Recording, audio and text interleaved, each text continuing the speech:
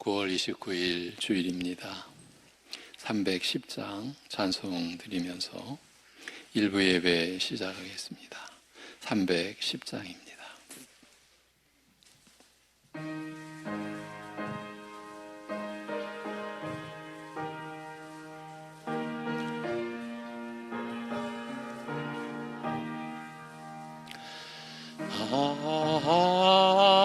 하나님의 은혜로 있을 데 없는 자 왜 구속하여 주는지 난 알 수 없도다. 내가 믿고 또 의지함은 내 모든 형편하시는 주님 늘 보호해 주실 것을 나는 확실히 아네. 왜 내게 굳센 믿음과 또 복음 주셔서 내 마음이 항상 변한지 난 알 수 없도다. 내가 믿고 또 의지하는 내 모든 형편하시는 주님 늘 보호해 주실 것을 나는 확실히 아네. 왜 내게 성령 주셔서 내 마음 감동해 주 예수 믿게 하는지 난 알 수 없도다. 내가 믿고 또 의지함은 내 모든 형편하시는 주님 늘 보호해 주실 것을 나는 확실히 아네. 주 언제 강림하실지 옥밤에 홍낮에 또 주님 만날 그곳도 난 알 수 없도다. 내가 믿고 또 의지함은 내 모든 형편 하시는 주님 늘 보호해 주실 것을 나는 확실히 아네. 아멘. 이제 함께 사도신경으로 신앙 고백 드리겠습니다. 전능하사 천지를 만드신 하나님 아버지를 내가 믿사오며 그 외아들 우리 주 예수 그리스도를 믿사오니 이는 성령으로 잉태하사 동정녀 마리아에게 나시고 본디오 빌라도에게 고난을 받으사 십자가에 못 박혀 죽으시고 장사한 지 사흘 만에 죽은 자 가운데서 다시 살아나시며 하늘에 오르사 전능하신 하나님 우편에 앉아 계시다가 저리로서 산 자와 죽은 자를 심판하러 오시리라. 성령을 믿사오며 거룩한 공회와 성도가 서로 교통하는 것과 죄를 사하여 주시는 것과 몸이 다시 사는 것과 영원히 사는 것을 믿사옵나이다. 아멘.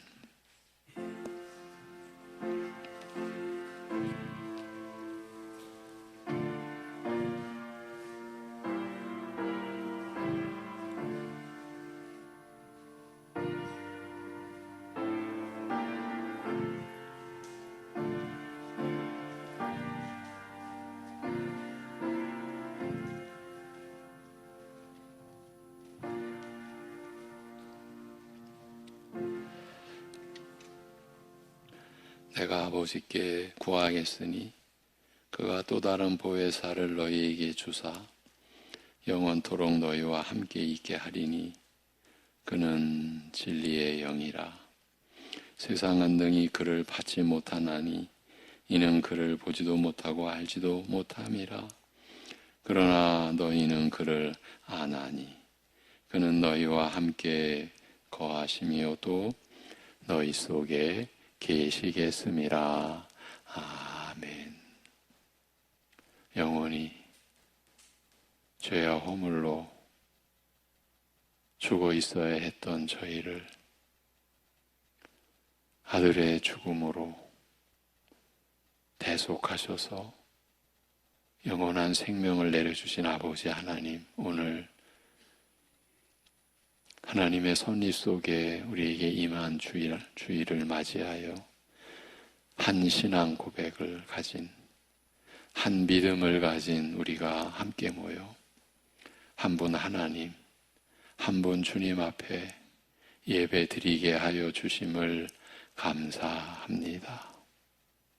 성령께서 예배하는 심령을 주장하셔서 온전히 하나님만을 향하는 몸과 마음과 영혼이 되게 하시고 오직 하나님 홀로 영광 받으시는 예배 되게 하여 주시옵소서. 우리 주 예수 그리스도의 이름으로 기도하옵나이다. 아멘. 이제 일어나셔서 9장 찬송 올립니다.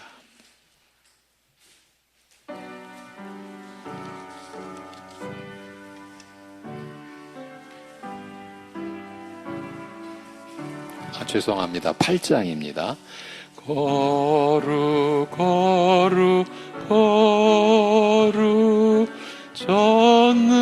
전능하신 주님, 이른 아침 우리 주를 찬송합니다.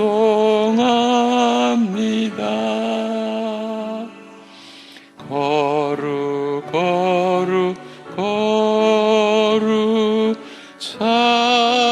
자비하신 주님, 삼삼위일체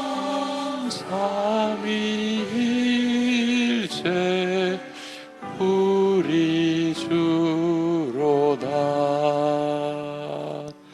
거룩 주의 보좌 앞에 모든 성도 면류관을 벗어드리네. 천군 천사 모두 주께 굴복하니 영원히 위에 계신 주로다. 거룩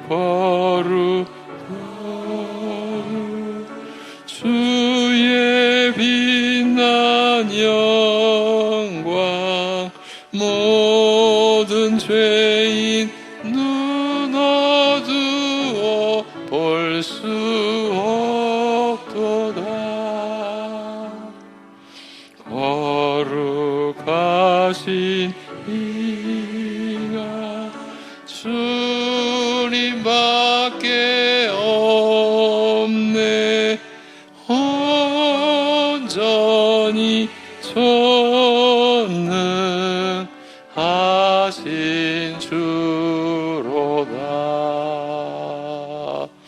거룩 거룩 거룩 전능하신 주님, 천지 만물 모두 주를 찬송합니다.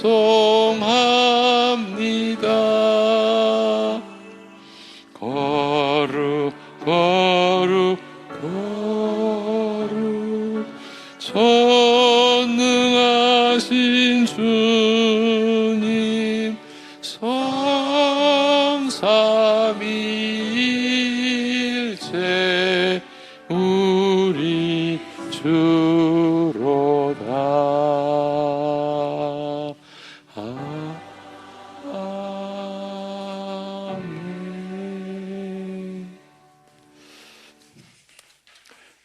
3번 교동문입니다. 3번 시편 4편. 내 의의 하나님이여, 내가 부를 때에 응답하소서.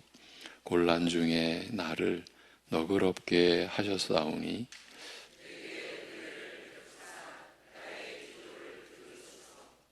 인생들아, 어느 때까지 나의 영광을 바꾸어 욕되게 하며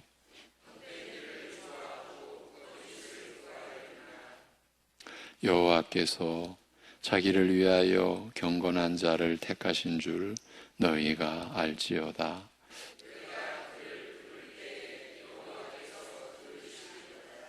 너희는 떨며 범죄하지 말지어다. 자리에 누워 심중에 말하고 잠잠할지어다.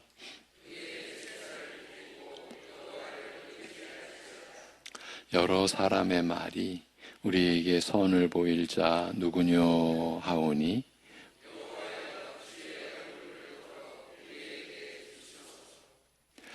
주께서 내 마음에 두신 기쁨은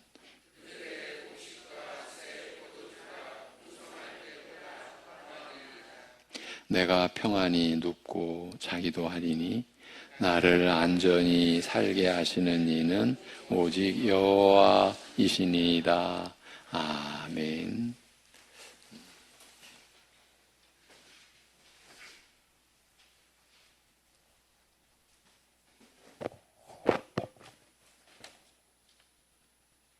모든 것을 계절에 따라 변화시켜 주시는 하나님 아버지 감사합니다.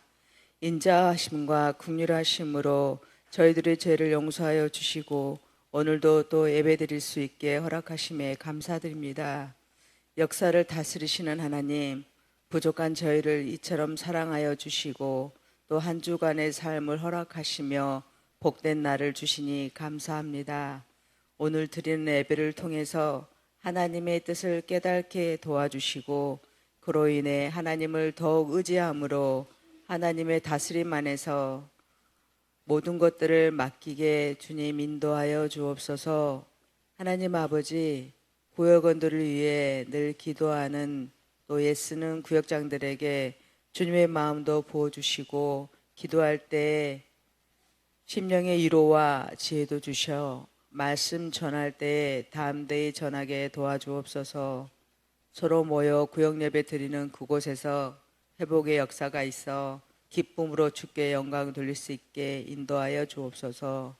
또한 모든 구역원들이 삶의 우선순위를 예배에 둘 수 있게 도와주시고 구역 예배를 통해 하나님과의 관계가 가까워져서 하나님을 찬양하는 소리가 높아질 수 있도록 인도하여 주옵소서.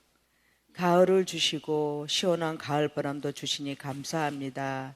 이제 효도 관광을 통해 성도들 간의 교제와 자연의 아름다움도 누릴 수 있는 기회를 또한 주시니 참으로 감사합니다.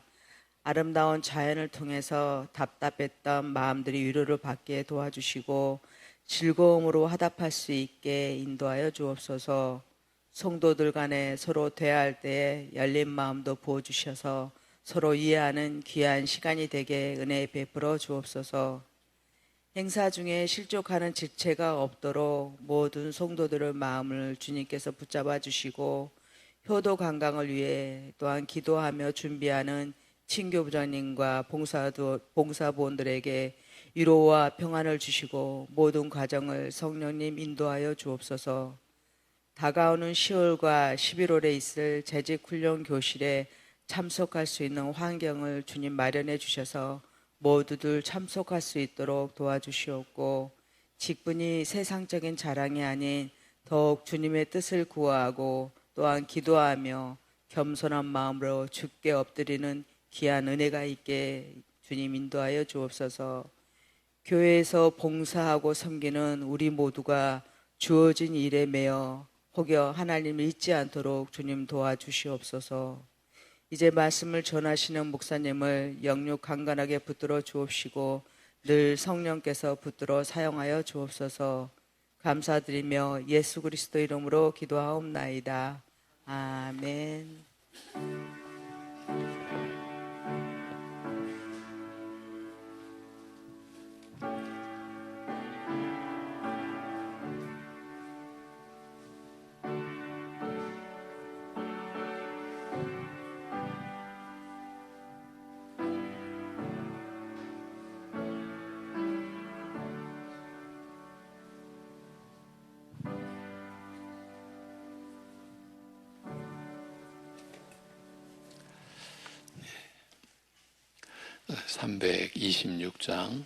(326장) 찬송입니다.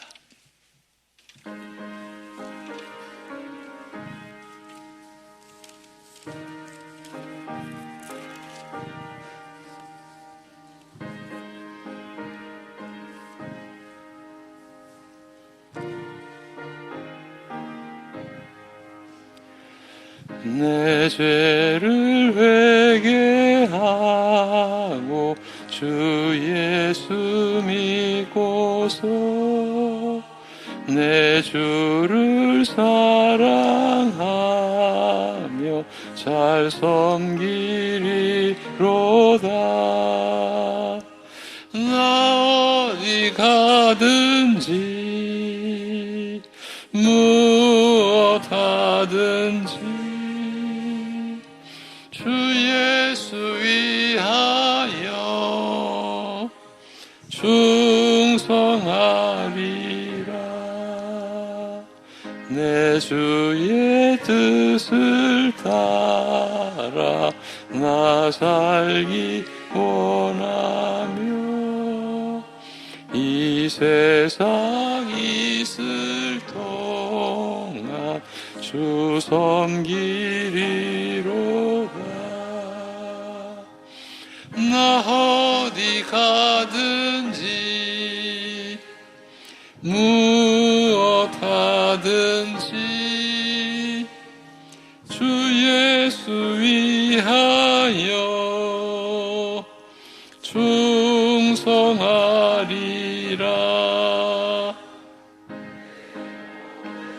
마음 들여 주 위에 일하며 내 주의 말씀 따라 잘 섬기리로다. 나 어디 가든지 무엇하든지 주 예수 위하여 충성하리라. 주님의 크신 능력 날 도와주시니 내 본분 다하여서 주 섬기리로다. 나 어디 가든지 무엇하든지 주 예수 위하여 충성하리라. 내 직분 감당하고 저 천국 올라가 주를 길이 잘 섬기리로다. 나 어디 가든지 무엇 하든지 주 예수 위하여 충성하리라.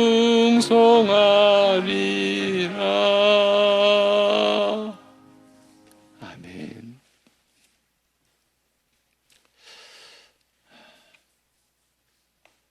아무리 세상 속에서 열심히 살아도 하나님 없는 인생은 결국 썩을 육신만을 위하여 살 수밖에 없는 인생이라는 것을 깨닫도록 하시고, 그리하여 주님 없이 살던 지난 날을 애통해하며 슬퍼하며 회개하며 주의 용서만을 구하며 이제 주님 앞에 나아오도록 이 모든 은혜를 베풀어 주신 우리 아버지 하나님, 오늘 온 세상 만물을 주관하시고 또한 시간의 역사도 섭리하시는 뜻을 따라 허락된 주일을 맞이하여 한 믿음을 지닌 주의 백성들이 함께 모여 하나님을 예배할 수 있게 하심을 감사드립니다. 우리를 용서하신, 그러기 위하여 아들을 그 온갖 고난과 죽음의 저주에까지 빠지게 하신 그 은혜로 우리를 살리시고 새 생명 주신 아버지 하나님을 예배하는 이 감사와 이 기쁨과 땅의 것이 아닌 하늘의 것인 참 평안에 우리가 참여하며 그 사랑과 은혜를 누리게 하심을 감사드립니다. 그러한 감사함을 아버지께서 우리에게 내려주신 모든 것 가운데 물질을 구별하여 11조로 드리고 감사의 고백으로 감사의 예물을 올려드리고 교회의 길이, 목표가 결코 세상을 향한 것이 아니라 하나님의 나라를 향한 것임을 우리가 고백하는 선교와 건축의 예물과 날마다 하나님께서 우리를 어떻게 지극한 사랑으로 돌보시는지를 더욱 깨달아가기에 일용할 양식을 베푸시는 주님 앞에 성미와 주일 예물을 올려드리며 예배할 수 있게 하여 주심을 감사드립니다. 아버지 하나님, 그러기에 그러한 믿음의 감사함을 지니고 살아가는 우리가 육신의 것에 의하여 원망하고 불평할 수밖에 없는 그런 처지에 떨어질 때에도, 그때도 나를 버리지 아니하시고 나를 떠나지 아니하신 나와 동행하시는 주님 때문에 그 원망과 그 불평을 벗어버리고 극복하고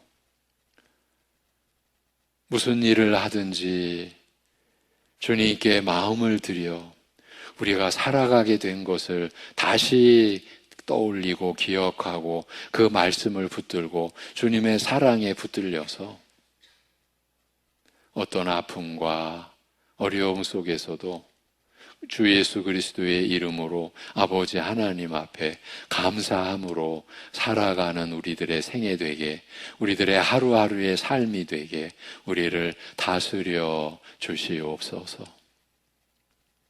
이 세상 속에 우리 인생의 결실이 맺는 게 아니라 영원한 하나님 나라의 열매로, 그래서 우리가 영생을 살아가는 하나님의 자녀된 신부님을 결코 잊지 않는 은혜 우리에게 내려 주시옵소서.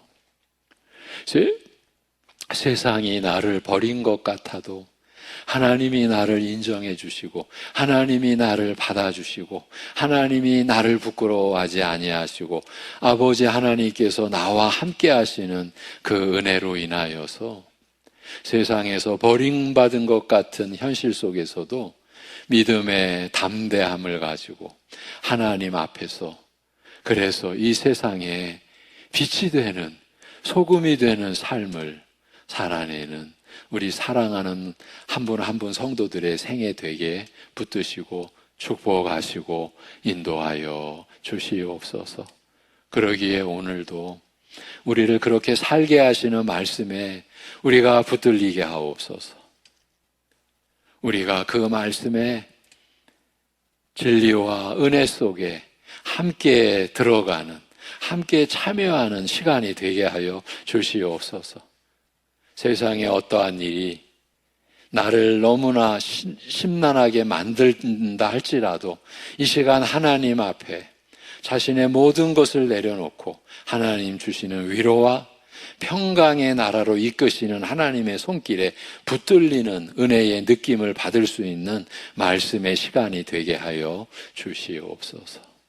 이 모든 것을 감사드리며 우리 주 예수 그리스도의 이름으로 기도하옵나이다. 아멘. 요한일서 4장 이제 4절에서 6절입니다. 진리의 영, 이 제목입니다. 진리의 영. 본문은 요한일서 4장 4절에서 6절이 되겠습니다.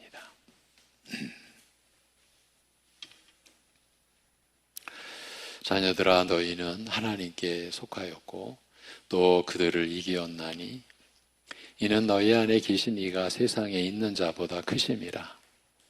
그들은 세상에 속한 고로 세상에 속한 말을 하매 세상이 그들의 말을 듣느니라.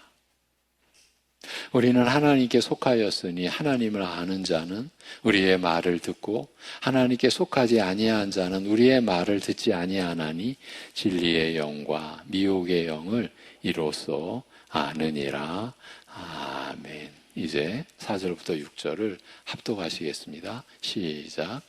자녀들아 또 그들을 이기었나니 이는 너희 안에 계신 이가 세상에 있는 자보다 크심이라.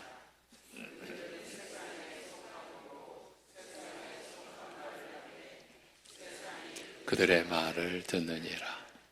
우리는 하나님께 속하였으니 하나님을 아는 자는 우리의 말을 듣고 하나님께 속하지 아니한 자는 우리의 말을 듣지 아니하나니 진리의 영과 미혹의 영을 이로써 아느니라.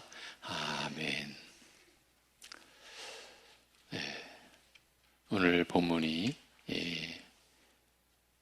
포함된 4장 1절에서 6절은 특별한 주의사항을 알려주기 위해 기록되었다고 했습니다.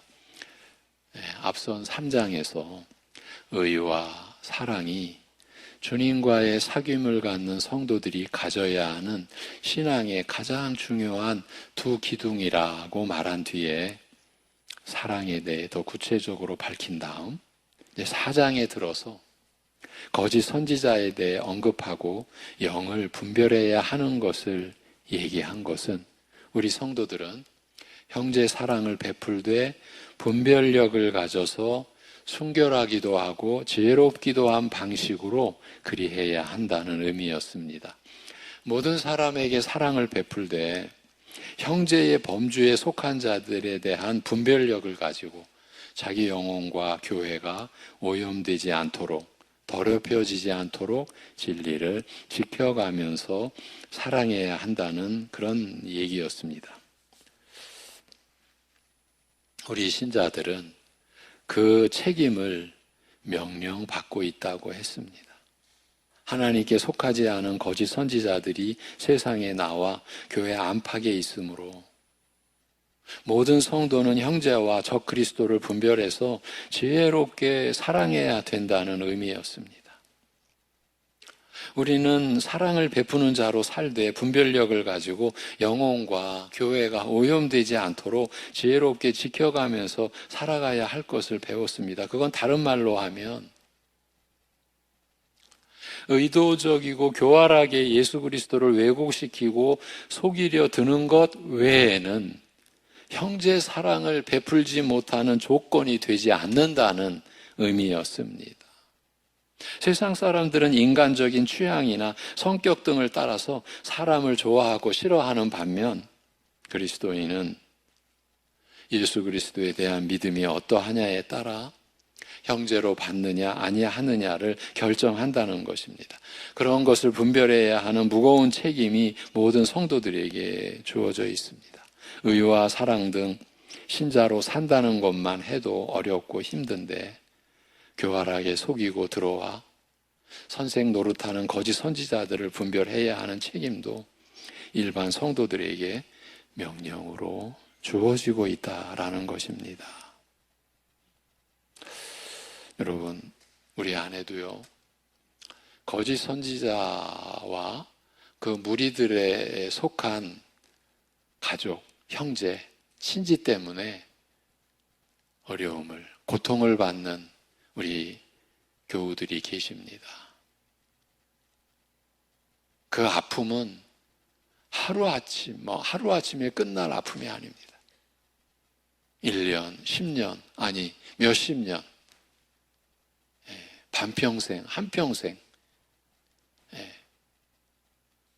지금 이 얘기가 얼마나 중요한지, 또 얼마나 실제적인 이야기인지. 이 사이비와 이단의 고통을 겪어본 사람들은 절감할 수밖에 없는 내용이에요. 분별해야 되는 거죠. 근데 너무 안이한 거예요.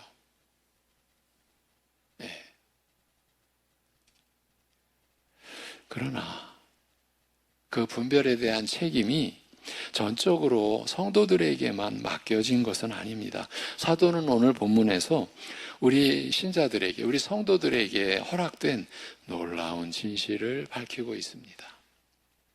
먼저 사도는 자녀들아, 너희는 하나님께 속하였고 또 그들을 이기었나니 이는 너희 안에 계신 이가 세상에 있는 자보다 크심이라고 합니다.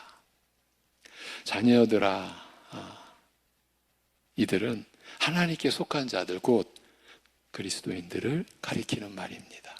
사도 요한은 여기서 이들에 관하여 두 가지를 말합니다. 첫째로 그는 저들이 거짓 교사들을 이겼다고 말합니다. 여기서는 육체적인 싸움이나 도덕적 영역에서의 무슨 앞서거나 뒤서거나 하는 그런 경쟁을 말하는 것이 아닙니다. 그리스도인들이 승리했다는 것은 단지 거짓 선생들에게, 거짓 선지자들에게 설복당하지 않고 그들의 교훈을 거부했다. 그들의 교훈을 받아들이지 않았다는 것입니다. 거짓 선지자들은 이 신자들을 속이려고 했지만 성공하지 못했습니다. 신자들이 넘어가지 않은 것입니다. 성도들이 저들의 그럴듯한 거짓말을 받아들이지 않은 것이 승리를 얻은 것입니다.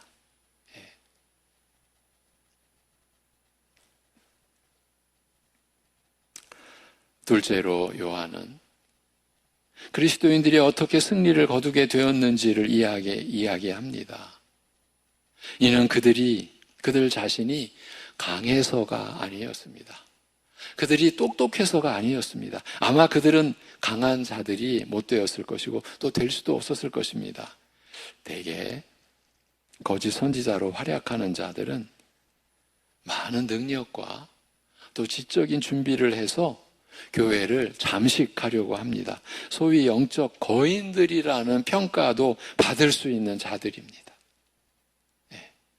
그래서 저들은 사람이 가진 능력이나 열심을 놓고 보자면 일반 신자들에 비해 상대가 안 될 정도로 월등하다, 이렇게 말할 수 있어요. 겉으로 보자면 다윗과 골리앗입니다. 여러분, 다윗과 골리앗은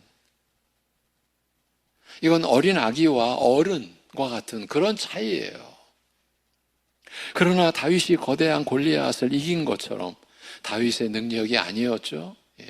다윗의 실력이 아니었죠. 하나님의 능력이 그를 통해 나타나신 것이죠. 이렇게 성도들도 실력이나 열심면에서 거인 골리앗과 같은 적그리스도의 수작을 이긴 것이에요. 이는 거짓 선생들보다 더 많은 교양과 논리적 설득력을 지니고 있어서 이긴 것이 아닙니다. 이는 다만 하나님께서 그들 안에, 신자들 안에, 그리스도인들 안에 계시고 또 그들 안에 계신 이가 세상에 있는 자보다 더 강하시기 때문이었습니다. 사도 요한은 이 다툼의 결과에 대해 의심한 적이 추호도 없습니다. 교회 안에 들어온 세속적이고 거짓된 교훈 간에 벌어지는 대립과 전쟁에서 성도가 반드시 승리하게 되어 있는 이유는 너희 안에 계신 이가 더 강력하기 때문이라는 것이에요. 성삼위일체 하나님이 성도들 안에 성령으로 임재해 계심으로써 그들로 하여금 바르게 분별할 수 있게 해주시기 때문이라는 말입니다. 네. 우리 교회 안에서도 수요예배, 정말 오래전 얘기입니다. 수요예배 드리기 전에 한 성도님이 이런 말이 있죠. 맨발로 뛰어온다 이런 표현 하잖아요. 얼마나 다급했으면 신발 신는 것도 잊어버리고 맨발로 뛰어온다라는 그런 모양을 한번 그려보십시오. 머릿속에. 마치 그러한 모습으로 수요예배 직전에 달려오신 신자님이 우리 교우분이 계세요. 이단을 만난 거예요. 이단의 꾀임에 넘어가는 그 직전에 하나님께서 참으로 우리 이 가족을 붙들어 주신 거죠. 우리 성도님이 분별한 거예요. 이건 이단이다. 이건 사입이다. 그래서 그 식당에서 어디라고는 말 안 하겠습니다. 교회당까지 그냥 한 걸음에 달려오신 거예요. 제가 그 모습을 볼 때 한편으로는 저도 얼마나 놀랐고 얼마나 큰일 날 뻔했구나. 그러나 한편으로는 얼마나 감사한지 사실은 감사함이 더 컸어요. 분별하셨구나. 승리하셨구나. 하나님이 승리케 하셨구나. 성삼위일체 하나님이 성도들 안에 성령으로 임재해 계심으로써 그들로 하여금 바르게 분별할 수 있게 해주시기 때문이라는 말이에요. 이렇게 성령의 가르침을 통하여 성도들이 그와 같이 보이지 않고 교활하게 접근하는 적그리스도의 정체를 능히 분별하며 저들의 교활한 수작을 무산시킬 수 있다고 사도가 역설하고 있는 것이에요. 그러면 이제 좀 더 실제적인 내용으로 나아갑니다. 그러면 성령께서 그 마음 안에 거하여 승리하게 하시는 이들은 어떤 자들인가? 어떤 사람들 마음에 성령께서 거하여 그들이 거짓 교훈에 넘어가 멸망당하지 않도록 지켜주시는가? 사도가 그 점에 대해 5절, 6절에서 밝혀주고 있습니다. 한마디로 그것은요, 누구의 말을 듣는가에 달려 있다고 합니다. 여러분, 이렇게까지 말씀을 드려야 될 것 같습니다. 아무 책이나 보시면 안 됩니다. 영상으로 아무 말씀이나 마구 들으시면 안 됩니다. 누구의 말을 듣는가에 달려있다. 이것이 오늘 본문의 메시지예요. 교회 안에 두 부류가 있다는 것이에요. 지금 교회 아닙니다. 교회 안에 두 부류가 있다는 것입니다. 먼저 세상에 속한 말을 듣는 부류가 있다는 겁니다. 5절이 그 얘기입니다. 그들은 세상에 속한 거로 세상에 속한 말을 하매 세상이 그들의 말을 듣느니라고 합니다.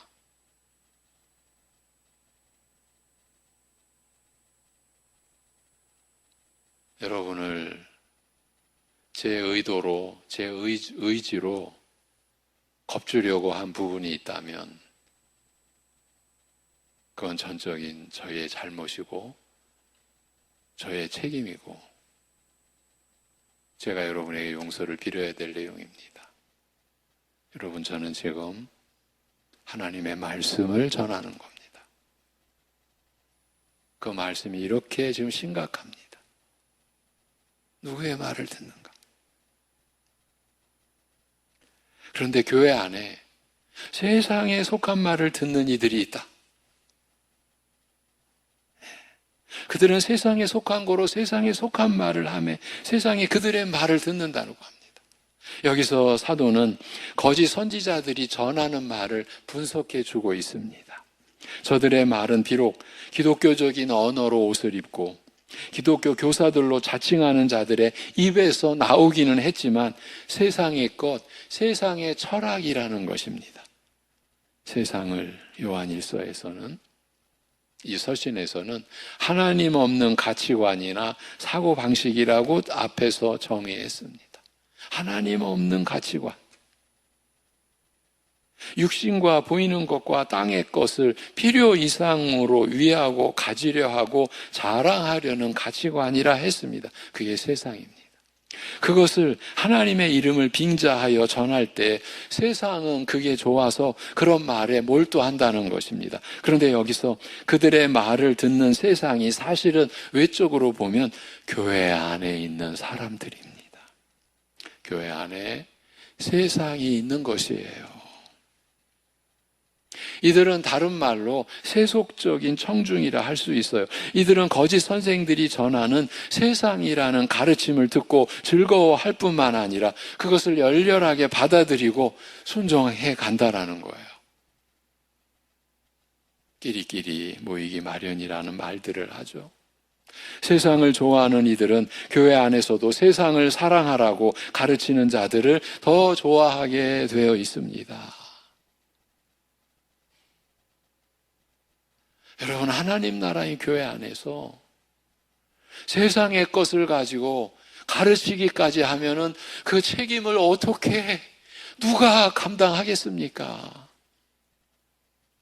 여러분, 우리가 오늘도 9월 29일 주일 하나님 앞에 나올 때 우리는요, 영원한 죽음과 영원한 생명의 갈림길에서 우리는 영원한 죽음으로 떨어질 수밖에 없었던, 아니 이미 떨어져 있었던 우리가 영원한 생명을 받은 자로 그 생명을 주신 하나님 앞에 나의 모든 죄를 용서하신 우리 아버지 하나님 앞에 나오는 심령으로 우리가 주일에 교회당 나오는 것 아닙니까? 그 하나님 앞에 머리를 숙이고 우리의 영혼을 숙이고 하나님 앞에 예배 드리는 것 아닙니까? 그런데 세상 것을, 오늘은 좀 세상 얘기를 듣고 싶어, 그럴 수 있습니까? 그냥 어린아이식으로 야, 하나님의 말씀은 왜 이렇게 딱딱해? 여러분, 이렇게 갈 수 있습니까? 지금 하늘의 진리를, 우리에게 영생을 주시는 그 은혜를 우리가 땅의 것으로 비교하고 땅의 것으로 바꿔서 환원해서 우리가 받을 수 있겠습니까? 지금 사도가 그 얘기를 하는 겁니다. 교회 안에 세상이 있는 것이에요. 그들은 교회 안에서도 세상을 사랑하라고 가르치는 자들을 더 따르는 거예요. 더 좋아하는 것이에요. 반면에 하나님을 아는 자, 성령이 그 안에 거하여 저들로 하여금 승리할 수 있게 하시는 자는 우리의 말을 듣는다고 합니다. 6절이 그 내용입니다. 우리는 하나님께 속하였으니 하나님을 아는 자는 우리의 말을 듣고 하나님께 속하지 아니하는 자는 우리의 말을 듣지 아니하나니 진리의 영과 미혹의 영을 이로써 아느니라고 합니다. 여기서 우리는 모든 그리스도인들이 아니라 4절의 거짓 교사들과 직접적인 대적 관계에 있는 사도들을 가리킵니다. 사도는 요한일서에서 우리와 너희 그리고 그들이라는 말을 구분해서 사용하고 있습니다. 우리는 사도적 위치에 있는 자들입니다. 주님과의 사귐을 깊이 누리고 있는 자들이라 할 수 있습니다. 너희는 구원받았으나 아직 주님과의 그 사귐을 알지 못하고 이루지 못한, 그러나 이루어 가야 하는 성도들을 의미합니다. 그들은 거짓 선생이요 적 그리스도들을 말합니다. 여러분, 지난 주일 적 그리스도들을 밝혔습니다. 예수 안 믿는 사람들을 적 그리스도들이라고 하지 않습니다. 이단과 사이비도 사실은요, 엄밀하게 말하면 저 그리스도와는 조금 다릅니다. 저 그리스도는 나 예수 믿어. 나 예수 인정해. 또 예수님을 또 가르치기도 합니다. 전하기도 합니다. 그런데 놀랍게도 반쪽 예수님, 예수님의 한 면, 자기가 지금 붙들고 있는 예수님의 어느 면만을 강조하는 이들, 이게 저 그리스도예요. 이게 정말 무서운 거예요. 요한 사도가 지금 경계시키고 있는 저 그리스도가 그런 무리들이에요. 아예 불신자라면 전도의 대상이고 기도할 대상이죠. 이단과 사이비들은 이미 하나님을 대적하는 무리들로 판명이 났어요. 그런데 이 저 그리스도들은 말씀의 일꾼들도 분별하기 어렵습니다. 여러분, 정말 말씀 앞에서 여러분 겸손하셔야 돼요. 말씀의 일꾼들의 싸움이, 평생 싸움이 말씀 앞에서 엎드려야 된다. 여러분, 이 싸움이에요. 여러분을 대표해서 싸우기도 하지만 여러분도 싸우셔야 돼요. 말씀 앞에서 겸손하셔야 돼요. 말씀을 아는 것처럼 이미 교만과 너무 친한 친구가 되어버린 거예요. 자기도 모르게 아무리 자기가 겸손의 모양을 내도 말씀을 내가 알지. 이 마음은 이미 교만의 무리들과 너무 친한 친구가 되어 있는 거예요. 말씀 앞에서 두려워하셔야 돼요. 하나님을 두려워하는 거예요. 말씀을 아는 것이 전적인 하나님의 능력이라는 것. 나 같은 자에게 하나님의 은혜가 전적으로 임했다라는, 그래서 내가 말씀을 깨달아갈수록 오직 감사하고, 그래서 그 감사가 나를 더 겸손하게 만들고, 그래서 다른 사람 앞에서 더 겸손해지고, 이것이 말씀 앞에 서 있는 하나님의 사람들의 나아갈 모습인 거죠. 저 그리스도들을 분별하는 것, 겸손치 않으면요, 이미 저 그리스도들의 밥이 되어 있는 거예요. 그래서 저 그리스도들이 어려운 거예요. 그래서 지금 그들이 거짓 선생이요, 저 그리스도들을 말합니다. 그런 점에서 볼 때 하나님을 아는 자는 우리의 말을 듣는다는 것은, 즉 사도들이 전한 하나님의 말씀을 듣고 순종한다라는 것이에요. 여러분, 사도들이 전한 하나님의 말씀이 지금 신약에 기록된 하나님의 말씀을 가리키는 거예요. 교회 안에 있는 사람들 중에 그런 사람들도 있다는 것이에요. 사도는 진리의 영과 미혹의 영을 이로써 알 수 있다라고 합니다. 여기서 말하는 진리의 영은 성령으로 영감받았고 그렇기에 진리를 말하는 사람을 의미합니다. 미혹의 영은 주로 세상에 있는 자, 즉 악한 자의 미혹해 하는 영적 활동을 통해 영향을 받은 사람의 영입니다. 그렇게 볼 때 이 구절의 의미는 하나님께 속한 자와 세상에 속한 자는 사도들의 가르침에 호응하느냐 호응치 않느냐로 구분될 수 있다는 것입니다.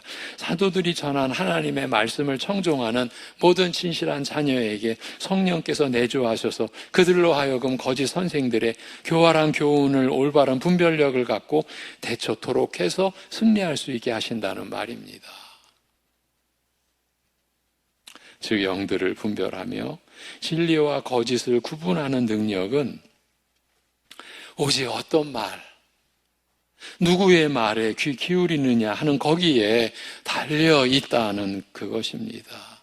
성도들은 사도들이 전한 하나님의 말씀을 들음으로써 교활한 거짓 선생들의 강력한 세상적인 공격을 이겨내고 자기 심령을 지켜 구원에 이르게 된다라는 것입니다. 그래서 말씀의 일꾼들로 사도들이 전한 하나님의 말씀을 먼저 듣고 여러분에게 전해드리는 것이에요. 하나님 나라인 교회 안에서 자기 말이 없어요. 내 말이 없어요.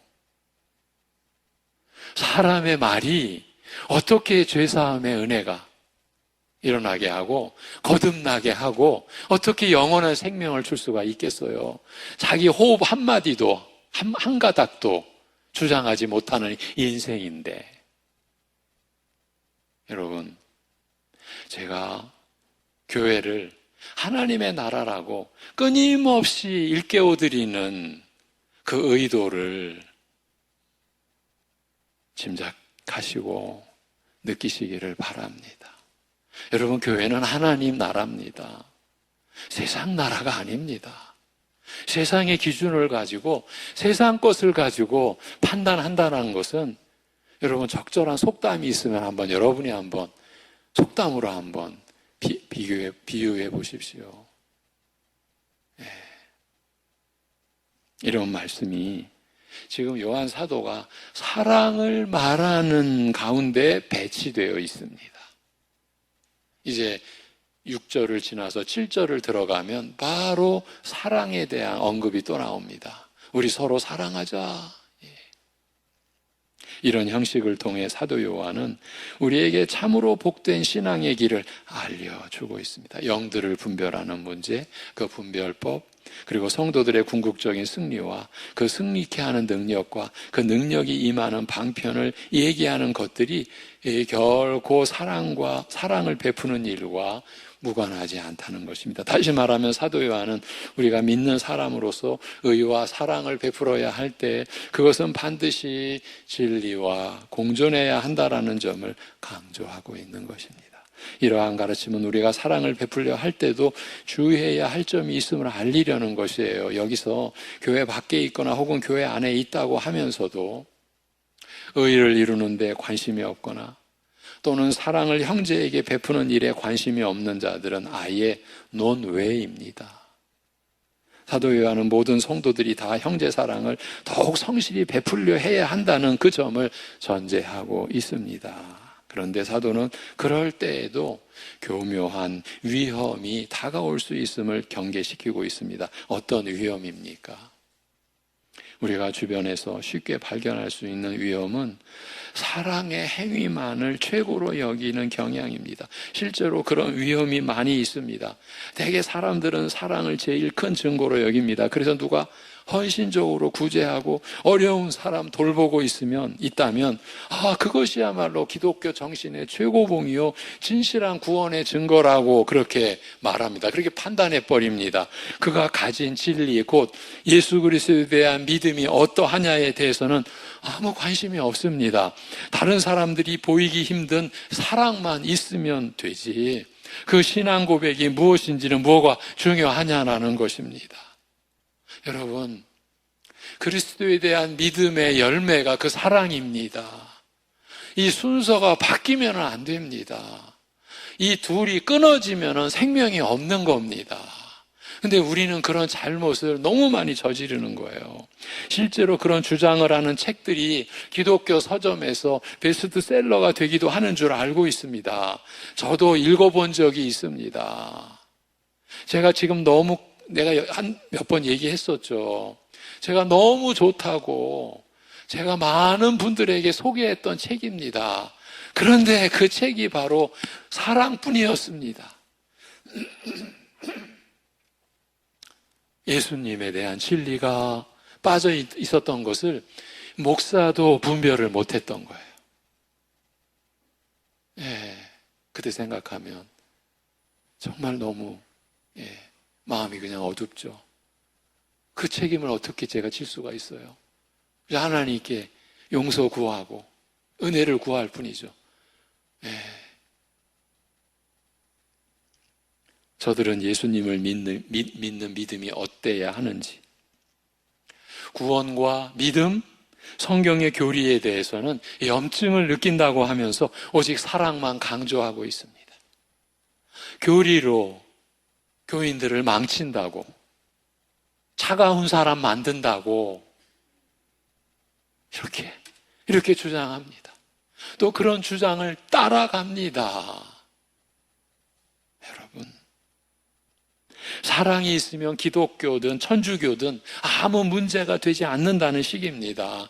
그러나 사도 요한은 여기서 우리에게 주의시키고 있습니다. 사랑은 항상 진리와 함께 나타나야 한다라는 것입니다. 사랑한다면서 진리를 외면해서도 안 되고, 진리를 외한답시고 사랑을 외면해서도 안 된다는 것입니다. 물론 이면도 심각합니다. 나는 교리적으로 확고해. 너무 냉랭한 거예요. 네. 우리 교수님 중에 그런 고백을 한 분이 있습니다. 예. 자기는 너무 차가운 사람이었다. 신학 박사요. 세계적으로, 예. 이제 성교학이 전공이신 교수님이셨는데, 그런데 고백을 합니다. 자녀 중에 한 자녀가 여러분 참 고통스러운 생애를 살다가 하나님 품에 안겼는데 대두증이라는, 머리가 커지는 거예요. 어린 갓난아기가 자라는데 몸이 자라는 게 아니라 머리가 자래. 머리만 자라. 그 아픔을, 그 자녀의 아픔을 끌어안은 아버지로서 그 신학생 제자들에게 그 고백을 하시더라고요.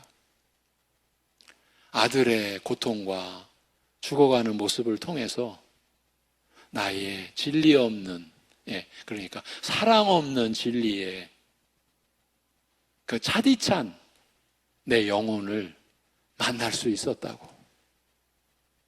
대두증으로 고통으로 살다가, 그런데 이제 그 자식이 남긴 선물이 너무너무 큰 거죠. 주님 안에서. 이제 그런 고백을 제자들에게 하셨어요. 내가 너무 찬 사람이었습니다. 믿음 가지고 너무 찬 사람이었어요. 왜 그렇겠어요? 그건 단순한 거죠.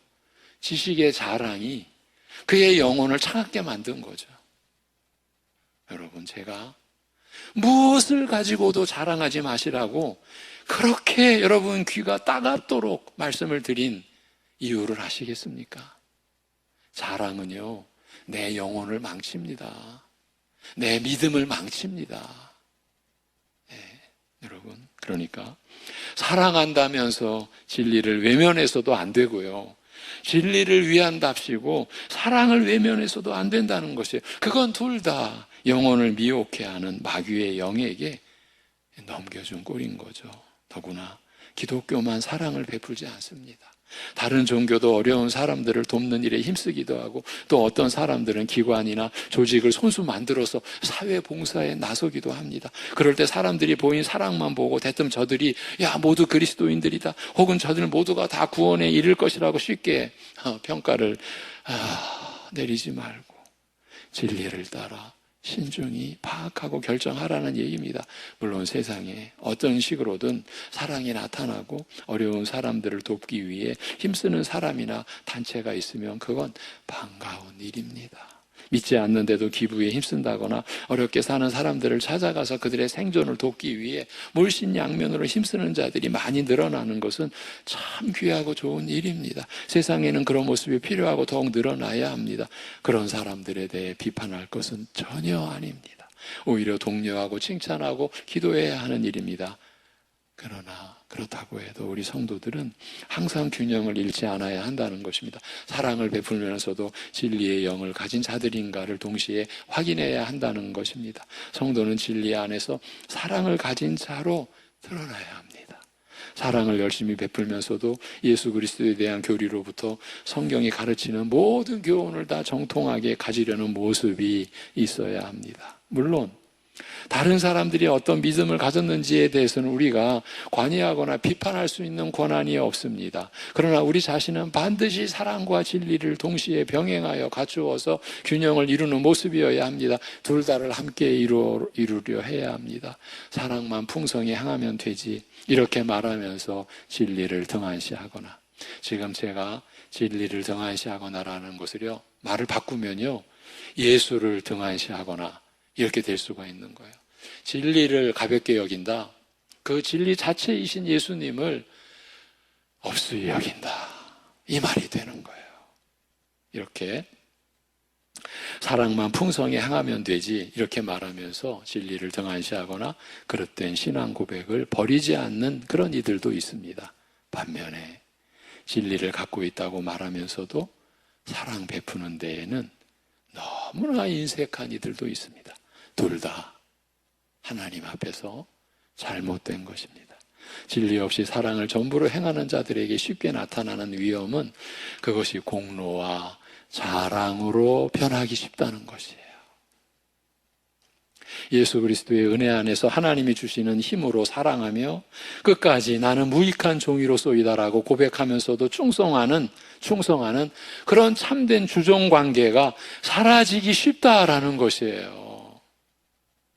여러분, 우리가 믿음 안에서 성장해 갈 때 예수 그리스도의 은혜 안에서 하나님이 주시는 힘으로 사랑하며 끝까지, 그러면서도 나는 무익한 종입니다라고 고백하면서도 충성하는 이런 참된 주종 관계가 우리 신자에게서 나타나야 할 하나님과 우리 주님과의 나와의 관계입니다. 그런데 진리 없이 사랑을 전부로 행하는 자들에게는 이런 주종 관계가 사라지기 쉽다는 것이에요. 반면 교류에만 열중하고 사랑 베푸는 일에는 인색하다면 그들은 주님께 너희는 나를 불러 주여 주여 하면서도 어찌하여 내가 말하는 것을 행하지 않느냐라는 이런 책망을 들을 것입니다. 우리에게는 둘 다를 균형 있게 가져야 하는 의무가 있습니다. 사도는 그것이 주님과 깊은 사귐으로 나아가는 참된 신앙의 길임을 밝히고 있어요. 지금 우리가 요한 1서 3장 4장에 들어와서 의와 사랑으로 세워져가는 믿음과 삶은 그것이 바로 주님과 깊은 사귐으로 나아가는 참된 신앙의 길이다. 참된 신앙의 삶이다. 이것을 배우고 있는 거예요. 진리 안에서 사랑을 베푸셔야 한다는 거예요. 둘 중에 하나라도 가볍게 여기거나 경솔히 취급해서는 안 됩니다. 하나하나를 전부로 알고 붙잡으려 해야 합니다. 물론 하나도 제대로 못할 만큼 이 일은 각각 크고 어렵습니다. 아무리 해도 우리는 하나도 완성시킬 수 없는 큰 일들입니다. 그럼에도 불구하고 이 둘을 다 각각 이루라고 하는 것은 우리에게는 하나라도 소홀히 해서는 안 된다는 뜻입니다. 둘 중에 하나를 무시하는 자야말로 거짓 선생, 곧 적그리스도라 할 것입니다. 그러므로 우리는 진리와 사랑, 이 둘이 항상 함께 균형을 맞춰 나타나도록 힘쓰며 살아가야 합니다. 사랑을 베푸면서도 진리를 떠나지 않으려 해야 합니다. 그렇게 할 때 더욱 거세지는 거짓 선생들의 교묘한 가르침에 넘어가지 않고 진정한 신앙을 가진 자로 계속 성장해 나갈 수 있을 것입니다. 기도하겠습니다. 하나님 아버지,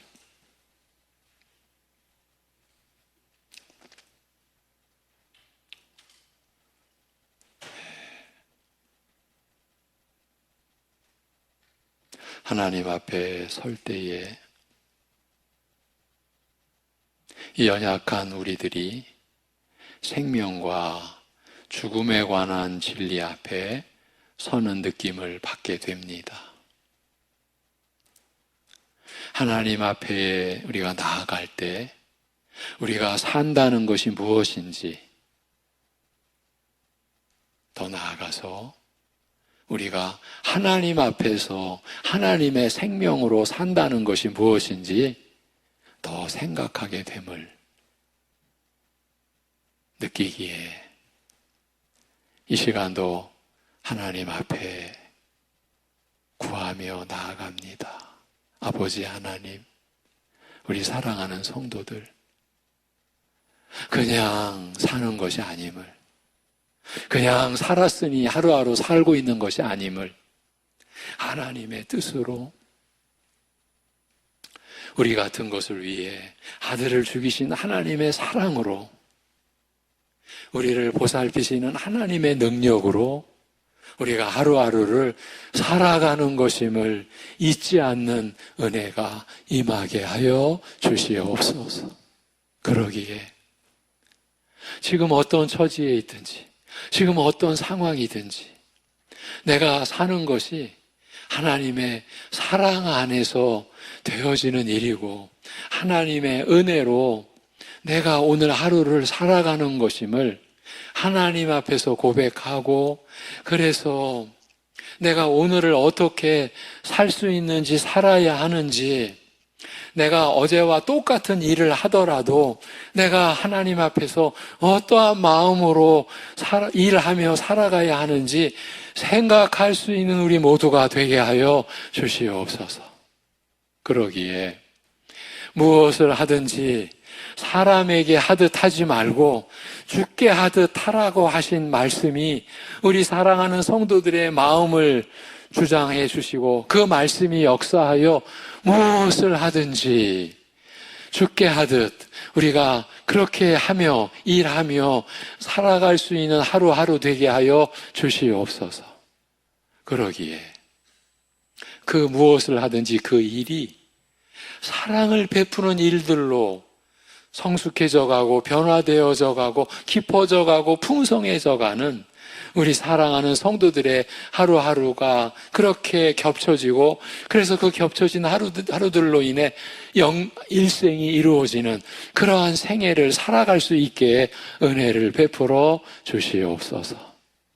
병상에 있는 우리 가족도 하나님의 은혜와 사랑으로 그 병상에서의 어려운 하루하루를 살아가는 것이기에, 그럴수록 더 주님을 의지하는 믿음이 그 삶을 주장케, 그래서 그 어려움 속에서도 하나님의 사랑을 나타낼 수 있는 그 하루를 살아가는 지혜를 구하며 하나님이 허락하시는 그 지혜로 살아가는 우리 성도들의 생애 되게 인도하여 주시옵소서.